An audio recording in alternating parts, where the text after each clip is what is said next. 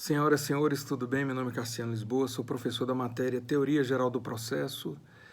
Como é que estão vocês? Tudo bem nessa quarentena, nesse período chato que estamos passando? Mas vamos tentar aproveitar esse momento para estudar, para poder curtir mais a família e fazer coisas boas dentro de casa, mantendo sempre aquela regrazinha: fique em casa. Dando continuidade às aulas que estão sendo ministradas e apresentadas via vídeo, hoje nós vamos falar sobre o acesso à justiça e a constitucionalização do processo. Lembrem-se que vocês têm a pré-aula, vocês têm essa aula que eu estou mandando para vocês por vídeo e também tem alguns materiais que eu tenho encaminhado para vocês, que hoje, inclusive, vou estar mandando um artigo jurídico para vocês, muito interessante, que é escrito por um mestrando da PUC São Paulo, ainda mestrando, né, hoje já mestre, da PUC São Paulo, e que é muito interessante, e a leitura dele é uma leitura bem tranquila e traz também aspectos históricos, falando também sobre Savigny, sobre alguns doutrinadores, alguns autores do direito que têm uma relevância muito importante para a matéria e para todo o conteúdo histórico do direito. Dando continuidade aqui, a abordagem dessa aula de hoje, nós vamos falar sobre o acesso à justiça, a teoria geral do processo, né? Sobre o acesso à justiça, as linhas evolutivas e a constitucionalização do processo, também com a cooperação entre as partes e os órgãos jurisdicionais. Inicialmente, para poder falar sobre esse assunto, sobre essa questão da constitucionalização do processo e também sobre a questão do acesso à justiça e traçar as linhas evolutivas do direito processual, eu trago para vocês aqui um paradoxo entre a Constituição e o novo Código de Processo Civil. É uma situação que cria um atritozinho imediato, mas depois, compassadamente, nós vamos entender que são situações necessárias para o transcorrer e para o crescimento do processo dentro da sua constitucionalização. A Constituição Federal, em seu artigo 5º, 35, traz o princípio constitucional do acesso à justiça. Alguns autores chamam de princípio constitucional do acesso à justiça, alguns chamam de princípios da inafastabilidade do acesso à justiça, tem uns que chamam de princípio da inafastabilidade do princípio jurisdicional, do acesso à jurisdição. Tem várias diferenças, vários outros enfoques e várias outras formas de nós darmos uma nomenclatura para esse princípio. Para esse princípio. Mas o usual mesmo é o princípio constitucional do acesso à justiça, que está no artigo 5º, no inciso 35. E ele diz o seguinte: a lei não excluirá da apreciação do Poder Judiciário lesão ou ameaça de direito.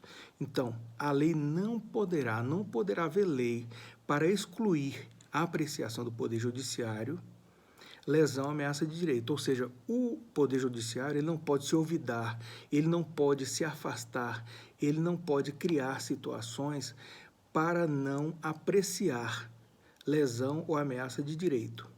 Tudo bem. Aí o livro de vocês, ele traz uma historiazinha, um exemplozinho, que conta mais ou menos uma situação de uma pessoa que trabalha com táxi e que ele tem um carro abalroado, o carro dele, alguém vem bate no carro dele, ele fica alguns dias sem trabalhar, fora a questão do dano material que é causado pelos danos do carro, que o carro fica amassado, tem que trocar algumas peças, então ele fica sem poder exercer a atividade dele, sem dar a função social, vamos dizer assim, do veículo, da compra daquele veículo, do exercício da atividade profissional dele, taxista, durante um período, vamos dizer, de 10, 15, 20 dias ou até mais. E esse taxista, ele procura a pessoa que causou o acidente para ver se chega a um consenso. Infelizmente, esse consenso não vem. Então, ele procura uma autocomposição inicialmente e não consegue. Então, ele tem que buscar a heterocomposição. Nessa situação da heterocomposição, ele vai até o judiciário, provoca o judiciário, conforme artigo 5º, inciso 35, só que ele é barrado por uma situação. o juiz, no despacho inicial, ele diz que ele deve recolher as custas processuais. E aí vem aquela situação, ele já não está trabalhando, ele já não tem condições e ainda terá que recolher essas custas processuais. É uma situação que fica complicada para ele, né? Mas a Constituição não prevê esta necessidade, não é a Constituição que traz essa necessidade de você ir procurar o judiciário, procurar a heterocomposição, para que você, através da jurisdição estatal, você venha a ter a solução do seu litígio. Tanto é que o artigo diz, a lei não excluirá da apreciação, a lei não excluirá da apreciação do Poder Judiciário lesão, ameaça de direito. Mas aí está havendo, em tese, uma exclusão. Por quê? Porque a pessoa foi procurar o Judiciário e foi preterido por uma questão relacionada a recolhimento de custas processuais, certo? O direito constitucional traz dessa forma. E onde é que nós encontramos a situação da obrigatoriedade das custas? Aí nós vamos para o artigo 98 do novo Código de Processo Civil, que diz que a pessoa natural ou jurídica brasileira ou estrangeira com insuficiência de recursos para pagar as custas, as despesas processuais e os honorários advocatícios tem direito à gratuidade de justiça na forma da lei. Então, o artigo 98 do Código de Processo Civil vem regulamentar, vem organizar a situação do acesso à justiça. Ok? Então, alguns entendem assim, é inconstitucional você barrar cobrando lei, você cobrando custas. Alguns entendem dessa forma, se torna inconstitucional, não se pode, porque o artigo 5º da Constituição fala que não haverá exclusão de apreciação do Poder Judiciário. O Judiciário não poderá se omitir a apreciar uma lesão ou ameaça de direito. E por que o recolhimento de custas? Porque o Código de Processo Civil traz a necessidade, trazendo as regras para se adquirir a possibilidade do acesso à justiça. É uma polêmicazinha que alguns entendem assim que o Código de Processo Civil está batendo de frente à Constituição e a Constituição está sendo ferida em seu artigo 5º, quando o Código de Processo Civil traz regras para o acesso ao judiciário. Então, eu queria trazer esse paralelo para vocês entenderem que realmente existe uma situação e outra. Para que vocês entendam que o Código de Processo Civil, que o processo em si, que o direito processual em si, ele tem essa autonomia em relação ao direito material. Ok? Vamos dar uma continuação aqui para continuar um pouquinho para a gente poder entender melhor. Em relação ao direito processual, eu trouxe um conceito assim bem leve, bem fácil de entender, para que venha facilitar para vocês. Ele diz o seguinte, é a ciência que tem por objeto o processo, enquanto instrumento que conduz o jurisdicionado à pacificação dos seus conflitos, por meio da intervenção do Estado juiz. É um conceito muito autoexplicativo que ele, na própria leitura, você já passa a entender bem essa questão do direito processual. É uma ciência que tem por objeto o processo. Qual é o objeto do direito processual? É o processo. Mas o processo enquanto instrumento que conduz o jurisdicionado, eu, você, à pacificação dos seus conflitos, por meio da intervenção do Estado juiz. Então, a intervenção do Estado juiz vai acontecer através do processo. E esse processo vai obedecer regras de direito processual. Tudo bem? Continuando mais um pouco aqui. Então, eu trouxe também aqui uma comparação entre direito material e direito processual. Alguns confundem uma situação e outra, mas eu acredito que a partir de agora não haverá mais essa confusão. O direito material é o conjunto de normas. É o conjunto de normas que atribuem direitos ao indivíduo. O direito processual é um conjunto de regras que organizam o instrumento pelo qual se buscará o reparo à violação do direito. Enquanto o direito material é um conjunto de normas, o direito processual é um conjunto de regras. Então, nós temos a norma estabelecida e nós temos as regras que irão conduzir essa norma.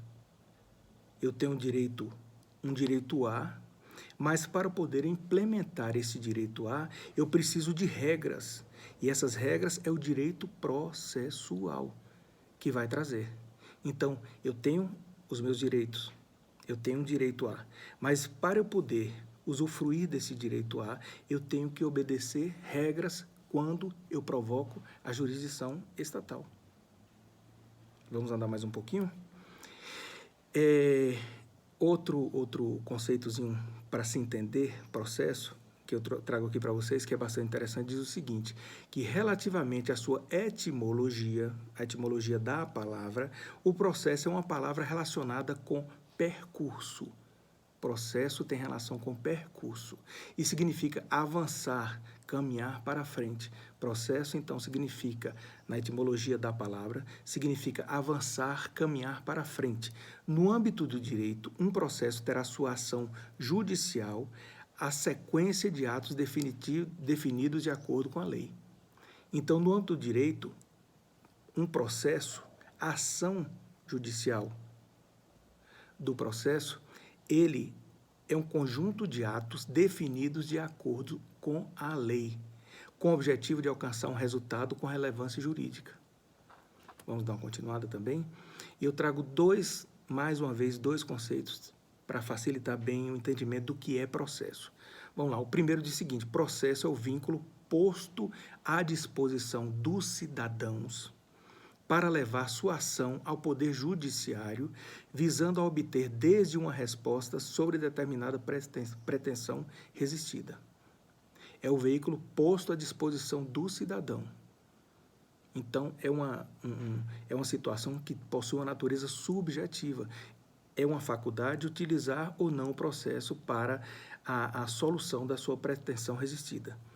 Por outro lado, processo é instrumento de provocação da jurisdição estatal que serve à realização do direito material. Então, você materializa esse direito através do processo. Então, é um instrumento de provocação da jurisdição que serve à realização do direito material, seja por meio da sua reparação, seja por meio da sua preservação, seja por meio do seu acertamento. Então, o processo, ele provoca a jurisdição para a realização do direito material. Então, o direito processual, ele provoca a jurisdição para que seja realizado o direito material. Ok? Vamos seguir mais um pouco. E aí, para falar em direito material, direito processual, aí vem aquela dúvida, e a ação? O que é a ação? Também trago um conceito aqui para vocês. A ação é o direito subjetivo de exigir do Estado a sua prestação jurisdicional, na resolução de uma pretensão de direito material. Certo?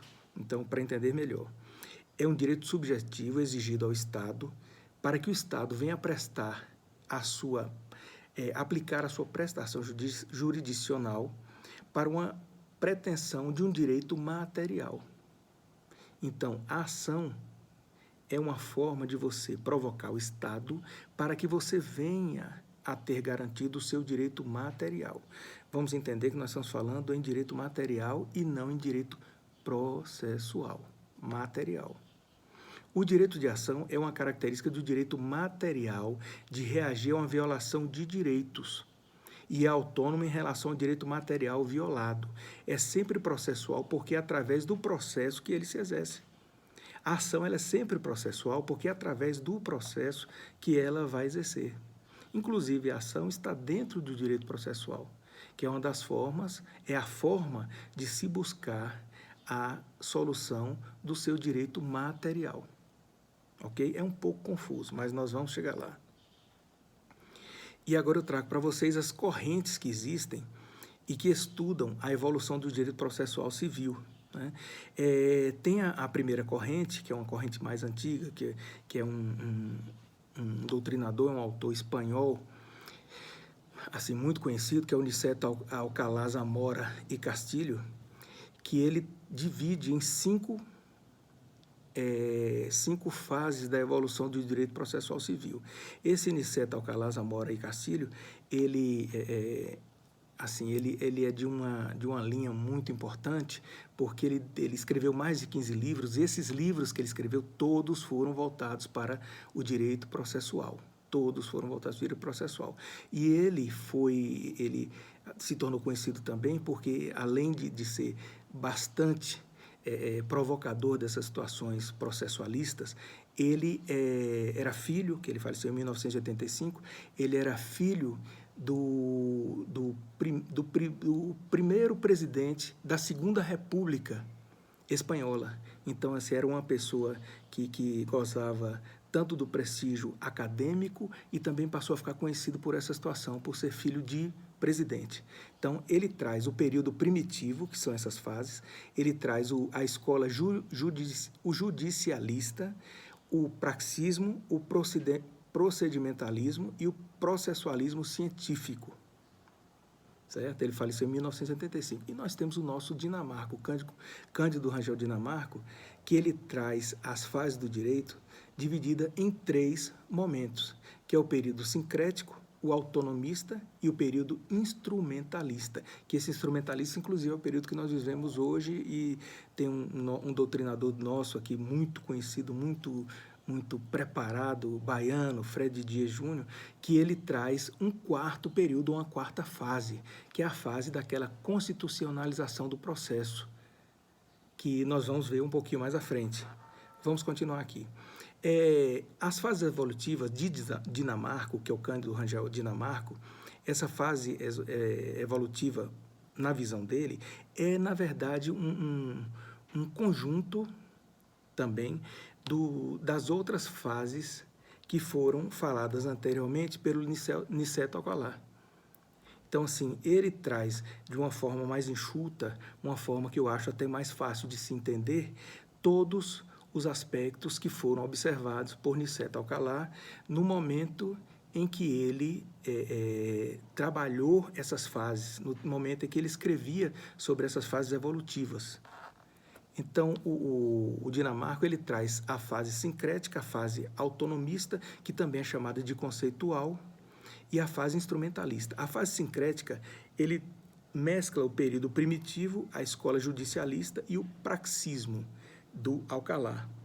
Na fase autonomista ou conceitual, ele traz o procedimentalismo de Alcalá também.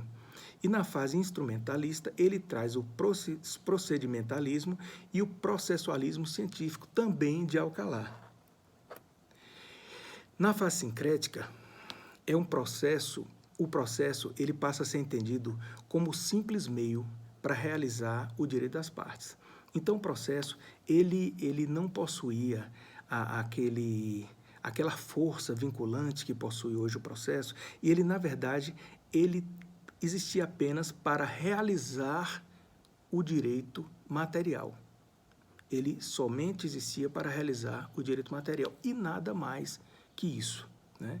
Ele não era entendido como ciência autônoma, e ele era... e não se entendia em relação às diferenciações entre direito processual civil, direito processual criminal, direito processual constitucional. Não havia essa diferenciação. Tudo era mesclado em uma coisa só. Então, o processo, nessa fase sincrética, ele mesclava todas as situações. Foi o momento em que o direito processual ele foi menos valorizado no sentido de autonomia. Ele nunca deixou de ser usado, o direito material. Tanto é que ele que realiza o direito processual, tanto é que o direito processual é quem realiza o direito material. E até hoje isso acontece. Porém, nesse período, o que é que se percebia no período sincrético? Ele não tinha uma pré-definição, ele não tinha uma força vinculante, ele era apenas um apoiador do direito material. Então, ele era utilizado apenas para poder estabelecer o direito material. Vamos passar para outra fase, que é a fase autonomista ou conceitual. Essa fase autonomista ou conceitual, ela ela ocorre no século XVIII, mais ou menos, fim do século XVIII, e ela coincide com o período do fim do Estado, com o surgimento, na verdade, do Estado moderno, né? Em que a burguesia se fortalece e os grandes proprietários de terra, aquela mudança do período do feudalismo, está se saindo do feudalismo para entrar no Estado moderno. E também é o momento que explodem as situações relacionadas à Revolução Francesa e os direitos individuais são colocados em observação. Os direitos individuais são levados mais a sério nesse período. Então, ocorre uma inversão de ideias no processo em relação aos conceitos trazidos pela fase sincrética, aquela fase anterior, em que o processo ele não é simplesmente um meio para se realizar o direito material. O direito processual, o processo, ele é muito mais que isso. É aí que surge, nessa fase autonomista, que vem de autoafirmação, ou conceitual também, é nesse momento aí em que o processo passa a tomar um viés mais autônomo, mais provocador, mais questionador da sua importância. Nesse período também, ocorre a inteira autonomia entre o direito processual e o direito versado no processo. Então, assim, existe autonomia, busca-se a entender essa diferenciação que existe entre o direito material e o direito processual. Começa a se separar uma situação da outra. É o que nós vimos logo no início, que a Constituição prevê aquela situação de você pode ao judiciário, provocar ao judiciário, a jurisdição estatal, porém, o processo te limita, dizendo que se você tem condições de arcar com as custas processuais, você terá que recolher essas custas para ter direito a correr atrás dos seus direitos, vamos dizer assim, dessa forma. Tudo bem? Também, nesse período, acontecem grandes avanços científicos para o processo. Vamos andar mais um pouquinho aqui. Vem agora a fase procedimentalista, né? Que ela é um aspecto trazido pela Revolução Francesa, né? Os princípios hoje que nós utilizamos da legalidade, impessoalidade, moralidade, publicidade, eficiência, supremacia do interesse público ao interesse privado, da isonomia, que é a igualdade, não é isso? Esses princípios todos vieram consagrados nessa fase procedimentalista. E também a separação e a independência dos poderes, executivo, legislativo e judiciário. Então, a fase procedimentalista é uma fase bastante importante, porque ela que é a fase anterior à fase que nós vivemos hoje. Então, hoje, parte do que nós temos hoje de evolução processualista, ela está toda atrelada a essa fase procedimentalista. E tem um caso clássico, que é o caso Windschild e Mitter, que é um caso que impulsionou o progresso do direito processual. Foi um caso muito assim, que trouxe situações de questionamentos em relação a situações. Inclusive, eu não vou me aprofundar muito em relação aqui no vídeo, mas eu estou mandando para vocês um artigo, que eu falo logo no início, um artigo da PUC do Rio Grande do Sul. Deixa eu ver se eu vejo ele aqui. É um artigo da PUC Rio Grande do Sul, né, que traz como texto Windschild e Mitter, a polêmica sobre a Actio e a intervenção da ideia de autonomia do direito processual. Salah Hassan Khaled Júnior, mestre em Ciências Criminais pela PUC do Rio Grande do Sul. É um artigo muito interessante, como eu disse, ele fala sobre Savigny, ele traz algumas situações muito interessantes e necessárias para o nosso conhecimento. O livro de vocês, o livro didático, ele já não traz essa situação, mas eu trago para vocês como conhecimento a mais. Aí nós passamos agora para a fase instrumentalista, que é a terceira fase, que é a fase em que nós estamos vivendo hoje. E essa fase, Antes nós tínhamos a fase procedimentalista, só que ela comete alguns equívocos que ela supervaloriza. Ela diz que o direito processual, ele é um direito processual, ele é autônomo em si mesmo. Ou seja, ele é independente a ponto de não ter necessidade de relação nenhuma. Ou seja, o direito material, o direito processual, ele não tem essa relação de necessidade com o direito material. Ou seja, é o direito material que precisa do direito processual e não o contrário. Então, acontecem algumas distorções, inclusive naquele caso dos doutrinadores romanos, Winchell e Mitter, percebemos muito isso, que é uma supervalorização exacerbada, assim, descontrolada do direito processual. E tudo em excesso é sobra, não é verdade? Então, assim, quando acontece essa situação da fase procedimentalista em que o direito processual é supervalorizado, acaba acontecendo algumas distorções, alguns equívocos. E essa fase nova, que é a terceira fase, que é a que nós vivemos hoje, que é a fase instrumentalista, ela vem corrigir essas situações. Ela vem corrigindo algumas situações que foram colocadas de forma equivocada na fase anterior, né? E passa a se entender que o processo é um instrumento de pacificação, mas não é um fim em si mesmo. O processo é um instrumento de pacificação. Isso, porque ele faz nascer o direito, vamos dizer, ele coloca em prática a realização, ele realiza o direito material.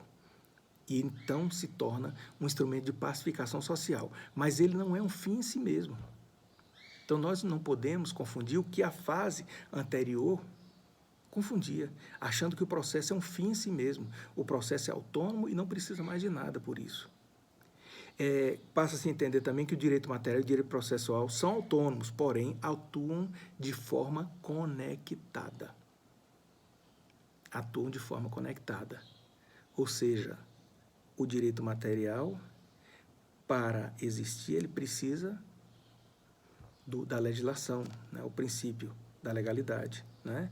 E para ele se ver, para ele ser realizado, ele precisa do direito processual. Porém, o direito processual precisa da existência e da materialização e da necessidade de materialização do direito material. Então, eles coexistem. Eles são autônomos, são independentes, mas eles existem em relação um do outro. Não quer dizer que se existe um, o outro não existe. Mas para que serviria um direito processual se nós não tivéssemos direito material? Então, foi isso que essa fase instrumentalista trouxe, abrindo os olhos dos processualistas, dizendo: processualistas, prestem atenção, aquele radicalismo trazido na fase anterior, ele precisa ser consertado, ele precisa ser tranquilizado para que não sobre arestas que venham a criar um problema entre o direito processual e o direito material.